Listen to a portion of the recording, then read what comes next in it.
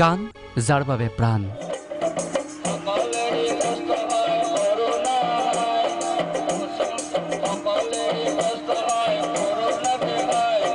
পদপথ যাৰ বাবে সৰগ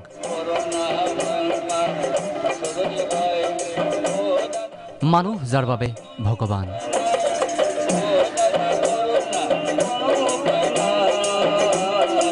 বিগত কিছুদিন লকডাউনত পদপথ শূন্য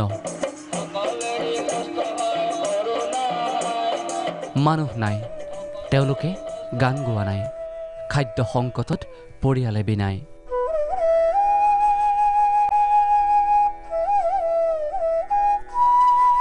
ক'ব খুজিছো পৃথিৱীৰ পোহৰ নেদেখা এই সকল লোকৰ কথাই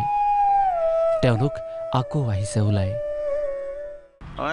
মই এনেকৈ চলি আছোঁ ৰাস্তা এনেকৈ গান চান গাব মই আজি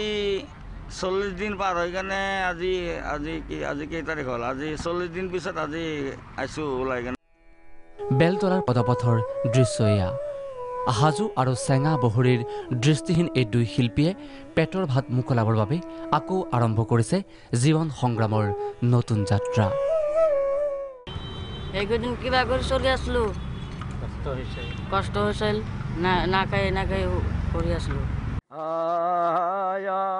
এই দৃশ্য মঙলদৈৰ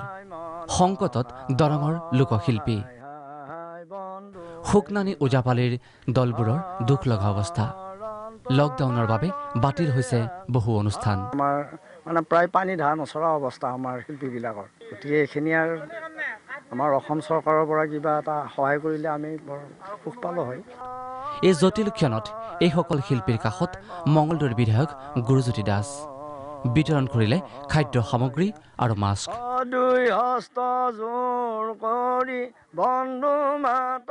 যিমান পাৰোঁ চেষ্টা কৰিছোঁ আমাৰ শিল্পীসকলক হয়তো ইমান দিব পৰা নাই কিবা অলপ দিছোঁ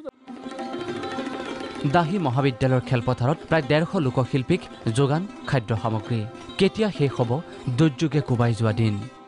সকলোৰে আশা সোনকালে ঘূৰি আহক সেই সোণালী সুদিন বেলতলাৰ পৰা বন্দন গগৈ আৰু মঙলদৈৰ পৰা দুলাল ডেকা প্ৰাগ নিউজ